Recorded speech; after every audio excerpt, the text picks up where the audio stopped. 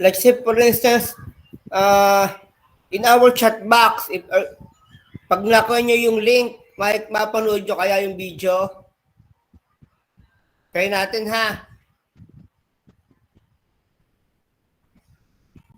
Double layer of milky and cocoa creams combined with the explosive taste of 2 crunchy wafers. Double layer of milky and cocoa creams combined with the explosive taste of 2 crunchy wafer bites.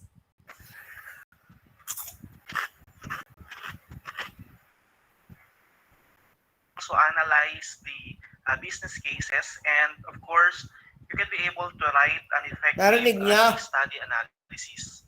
Hello? Now, ano nga ba ang case study?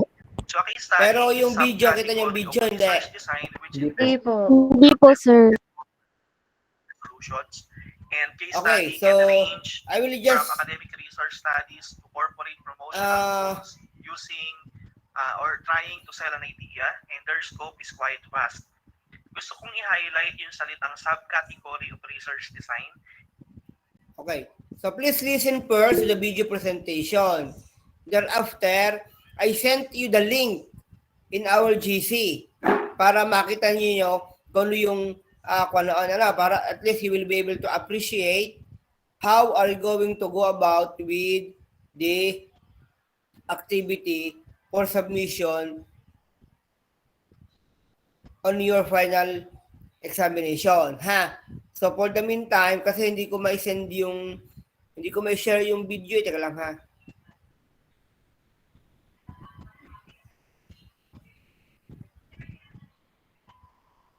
Hindi naman tayo.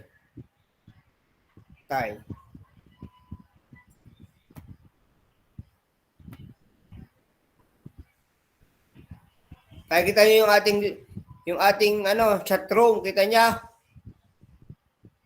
Hello? Hindi. Hello? Yung sa chat room, kita niyo nakilagalaw? Hello, imi kayo? Wala po, sir. Wala. Sige, di ba? Sige, you just listen to this video, then appreciate natin. Yun namang link, sinend ko sa inyo, ha? Para makita nyo rin yung video, ha? Okay. Everyone, please take down some important notes, ha? Okay? Okay po, sir. Okay, sige. Here we go.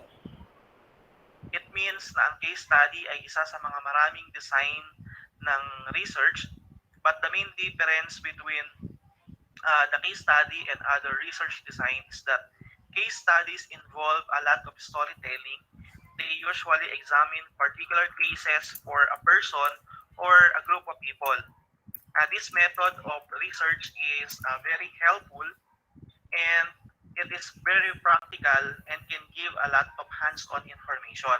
So let's say for instance, kapag nag-analyze ka ng cases, makikita mo sa mga case na ang daming mga persons involved at lahat sila ay may kanya-kanya mga istorya.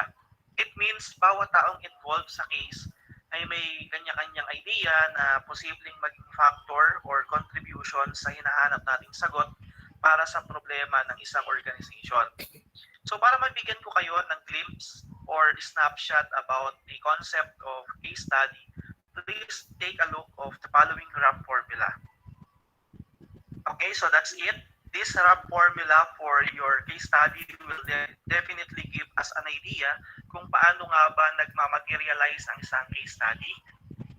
The formula shows from the beginning of the process up to the last part. So in short, magsisimula ang case analysis sa identification of the problem, then the evaluation of the solution or alternatives, and once evaluated, the next area is the results, wherein the responsible person will recommend alternatives that might possibly solve the problems, and it would be the end of, or it will be ended to conclusion. But later on, I will show you another template or format which we will be using for our case study analysis. For now, let me present to you the different types of case studies. Again, the purpose of case study is to provide a detailed reports on an event, an institution, a place, a person, or pretty much anything. So there are few common types of case study, but the types depends on the topic. So the following are the most common domains where case studies are needed. Again, before tayo mag-proceed doon, uulitin ko that the types of case study na gagamitin ay nakadepende sa kung ano ang topic or ang main focus or even the purpose of the said cases. So we have historical case studies. Historical events have a multitude or mass of source information offering different perspectives. There are always modern parallels where these perspectives can be applied, compared, and thoroughly analyzed. Another one is the problem-oriented case studies, and these are usually used for solving problems. These are often assigned as theoretical situations where you need to immerse yourself in the situation to examine it. Example, as an entrepreneur, naka-experience ka ng different flaws sa produktong ino-offer mo sa market. And because of these errors, your sales got fluctuated. Which is ayaw nating mangyari sa ating negosyo kasi baka nga tuluyang magsara yung negosyo natin kapag nagtuloy-tuloy yung problema. And with that, you want to study the issue in detail and provide solutions. So on a greater scale, problem-oriented case studies are a vital part of relevant socioeconomic discussions kasi nga aaralin mo dito yung internal and external environment and different factors na nakaka-affect dun sa negosyo mo. Okay, so the next one is the cumulative case studies. It collect information and offer comparison. In business, case studies are often used to tell people about the value of the product. Critical case studies are the other type of a case study where it explores the causes and effects of a certain case. Illustrative case studies is the another type na nagde-describe sa isang certain events, investigating outcomes and lessons learned. So kung mapapansin nyo, nag-focus ako sa pangalawang type of case study which is yung problem-oriented case studies dahil ito yung ating gagamitin. So let us now move sa definition ng case studies analysis. Case study analysis is an integral part, of course, in strategic management. And the purpose of case study is to provide students with experience of strategic management problems that actual organizations face. A case study presents an account of what happened to a business or industry over a number of years. So may tendency na sa pag-analyze natin ng mga cases, we could encounter important dates na posibleng may relationship sa kinakaharap na problema ng isang organization. And remember that case study analysis is a process of identification of the organization's problem, evaluation of the organization's environment, analysis of the alternative solutions, and of course, providing of the best alternative as possible solutions to the organization's problem. Based on the book written by Charles W. Hill and Garrett R. Jones entitled Essential of Strategic Management, they mention that the detailed analysis of the case study include 8 major areas. So we have this history, development, and growth of the company over time, the identification of the company's internal strengths and weaknesses, the nature of the external environment surrounding the company, the SWOT analysis, the kind of corporate level strategy that the company is pursuing, the nature of the company's business level strategy, the company's structure and control systems, and how they match its strategy, and of course, the recommendation. So why I am presenting these major areas of the case study? This is because these areas will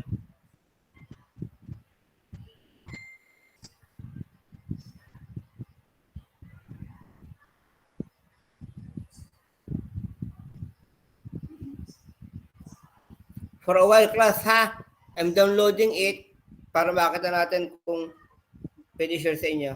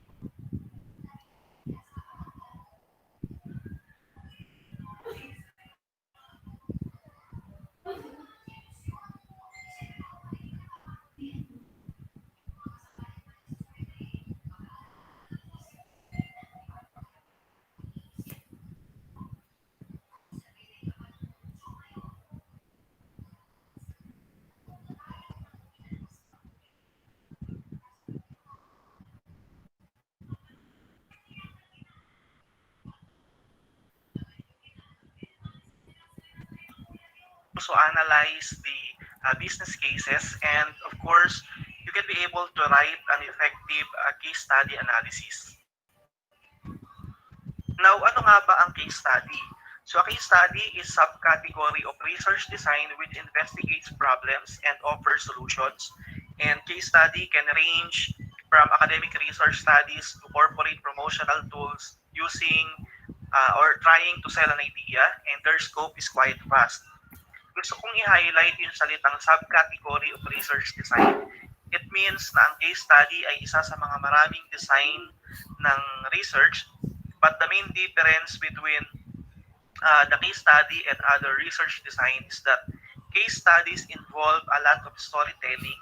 They usually examine particular cases for a person or a group of people.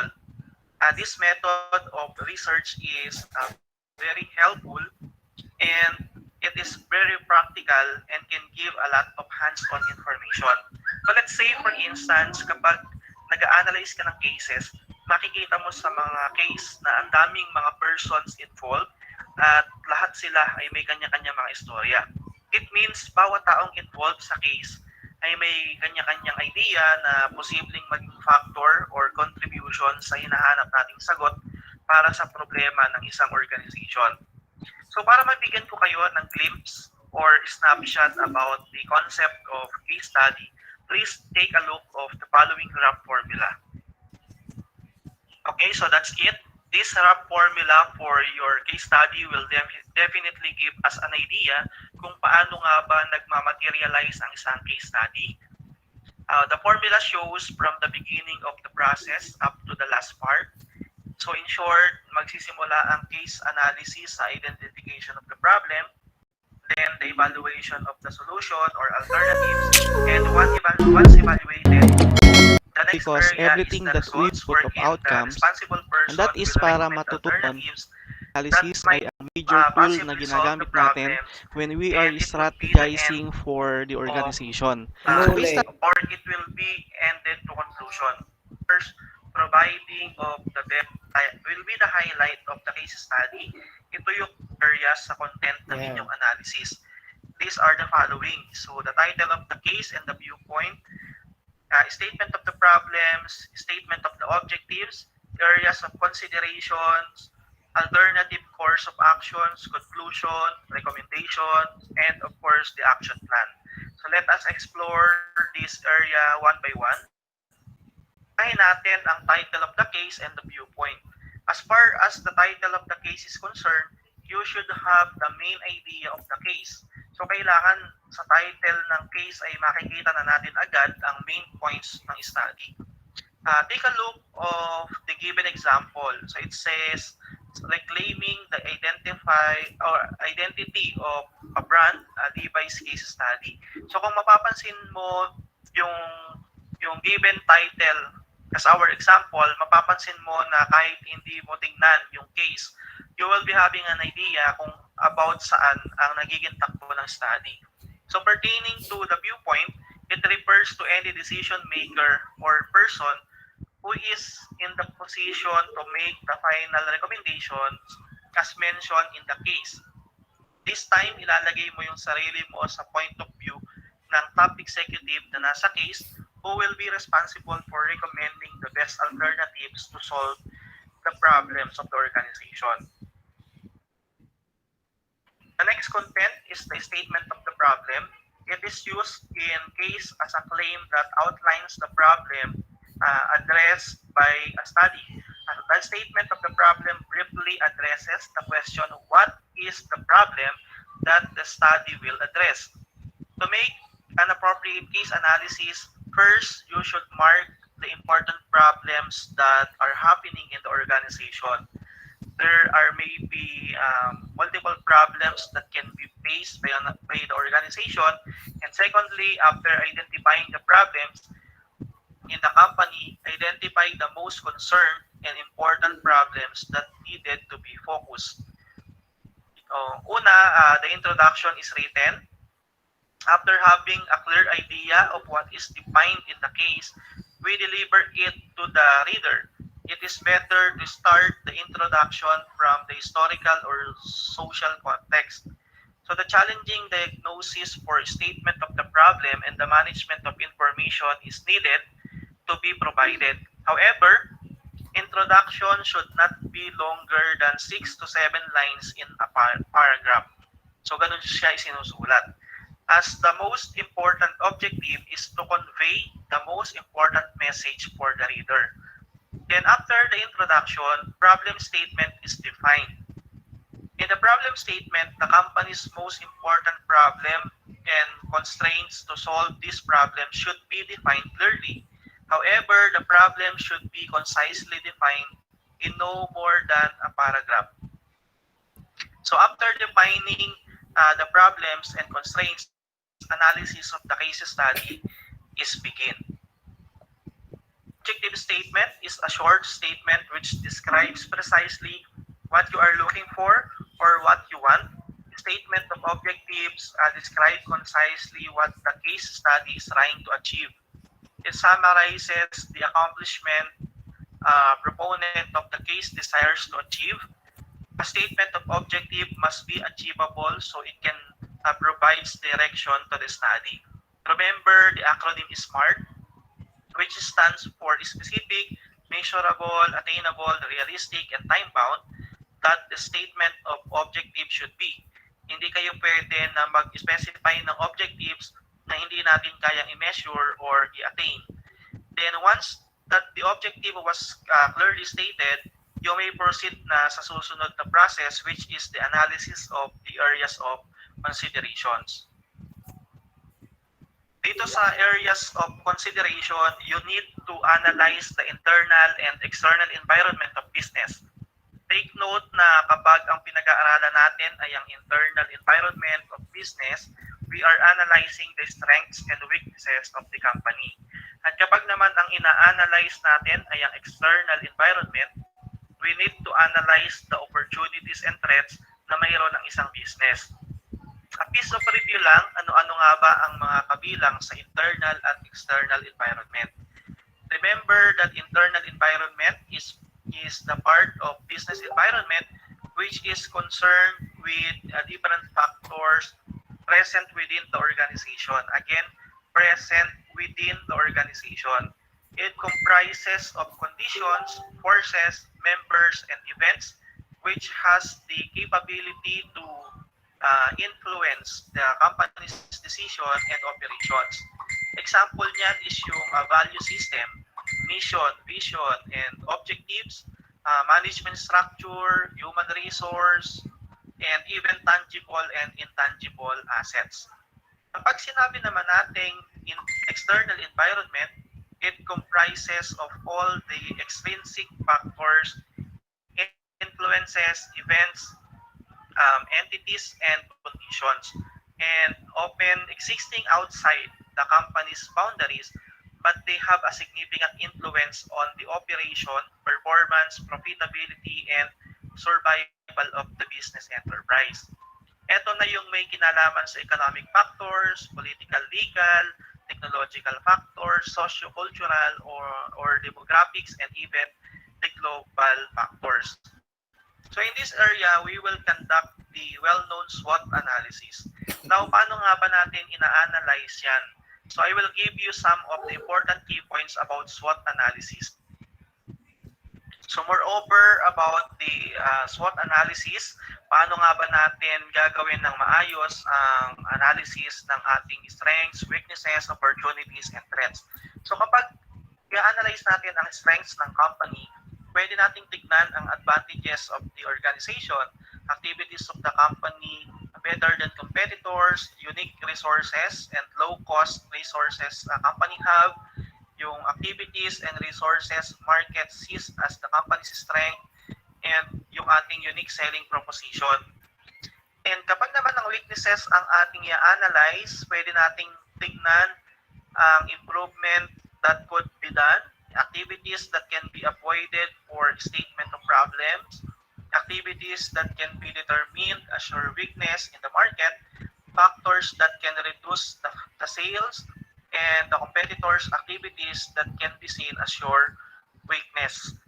Looking forward about the opportunities naman, pwede natin i-consider yung mga good opportunities that can be spotted, interesting trends of industry, opportunities for statement of problems, and ma-obtain natin yan sa tulong ng mga sumusunod. So pwedeng change in technology and market strategies, government policy changes that is related to the company's field, changes in social patterns and lifestyle, local events, and kapag naman threats, pwede nating tignan at i-consider yung companies facing obstacles, activities of competitors, products and services, quality standards, threat from changing technologies, financial or cash flow state problems, and of course, the weaknesses that threaten the business.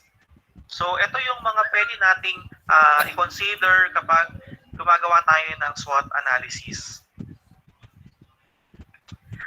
Next process is the alternative course of action. After natin ma-identify yung strengths, weaknesses, and threats, opportunities and threats ng isang company, we will start evaluating different alternatives. Sabi nga natin, it is very important to select the alternatives and then evaluate the best one as the company have limited choices and constraints. So paano naman natin mapipili ang best alternatives? So we will create the matrix ng advantages and disadvantages of all the alternative, and then yung kung ano yung alternatives na may pinakamaraming benefits sa company at kung ano yung may pinaka-konting disadvantages, yun yung alternatives na pwede nating i-recommend for action planning. Here are some of the criteria na kadalasan naman nating ino-consider when we are doing an analysis of the alternative courses of action. So we have improved profitability. Number 2 is the increased sales, market share, and return on investment. Next is brand image, customer satisfaction, corporate mission, vision, and strategy, and resources and capabilities. Then once the process of evaluating the alternative course of action was done, the company analyst should conclude, recommend, and create the necessary action plan for the implementation of the business organization. Remember that from the analysis of the organization's internal and external environment, the conclusion will be drawn. So then from the conclusion naman, the recommendation will be done, and from the recommended alternative course of action, the action plan should be developed to achieve the stated objectives. So these are the relevant content of the case study analysis. Now, do you have any questions? Okay, class.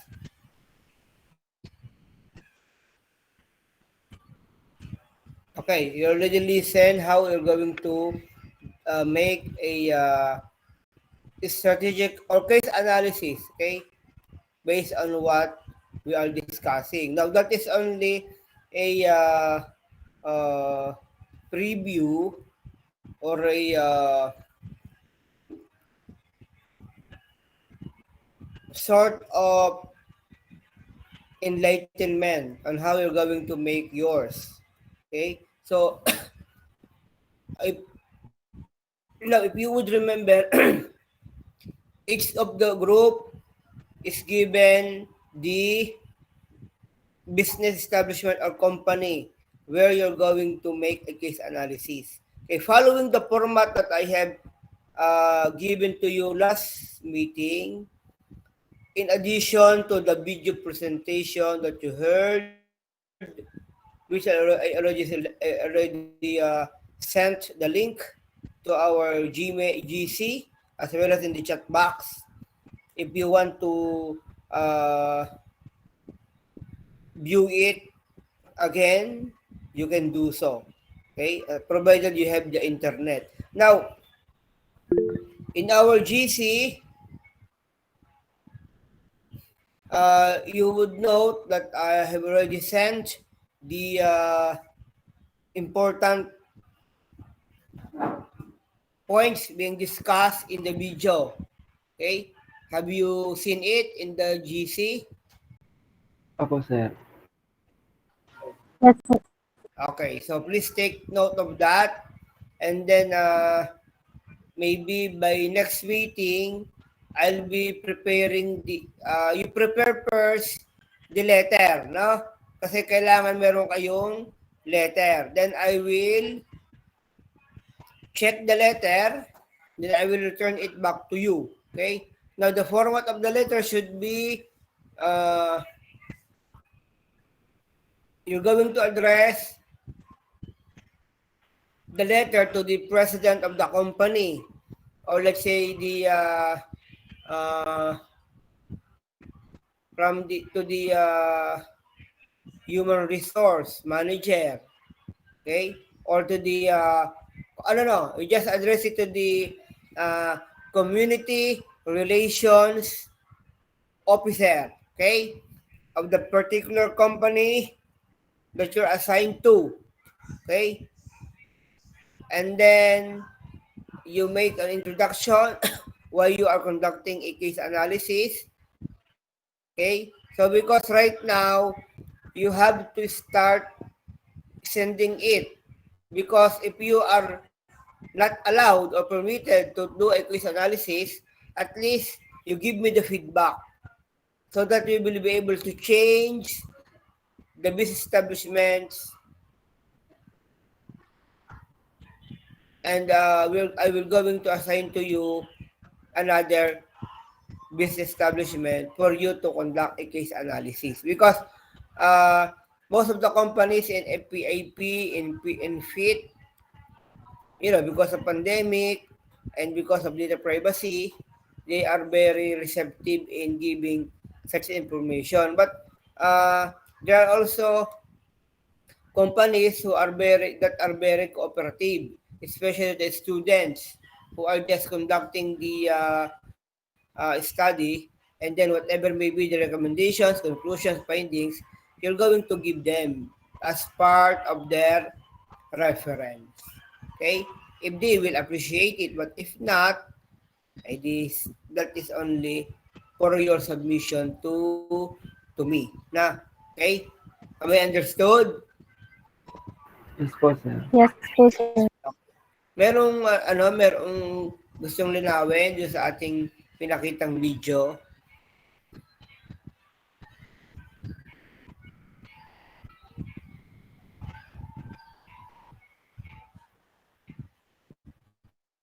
Hello?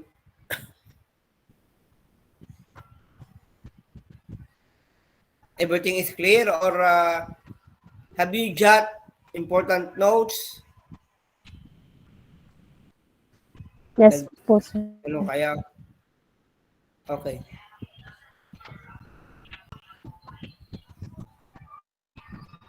So, try to review yung aking mga sinend sa GC.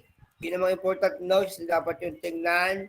And then, next meeting, please draft a letter to the company where you are assigned at in making a case study. Okay? And then, yung magkakagrupo, kayo ba ay merong merong F2F classes? Hello? Yes po, sir. Bukas po at saka sa Saturday. Yun, tamang-tama. Bukas, if you have a free schedule or convenience time, mag-usap na kayong dalawa. Meron ba kayong free schedule bukas? Kahit mga 15 minutes? 30 minutes? Umaga po, sir. Ayun, sa umaga. Sige.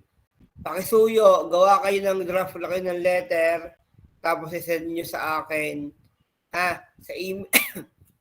Send nyo sa akin email para checkan ko doon. Then I will return it back to you. Okay? Maliwanag? Okay po, sir. Okay. Question?